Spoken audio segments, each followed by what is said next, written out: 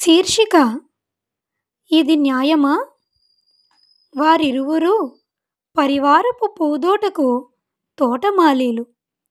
విత్తుగా ఒడిని చేరిన మొదలు క్షణక్షణం ఎదుగుదలకు తపిస్తూ ఏ చీడలో దరిచేరనీయకుండా కావలి కాసే మమకారపు మాలీలు.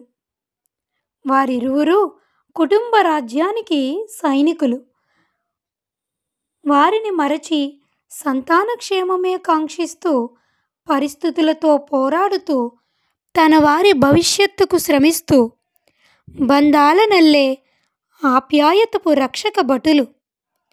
తనువులు అలసిపోయి వయస్సు ఉడిగిపోయి కాసింత ప్రేమను కోరుకునే తరుణంలో వారిరువురిని చేర్చేది వృద్ధాశ్రమం. ఇది న్యాయమా?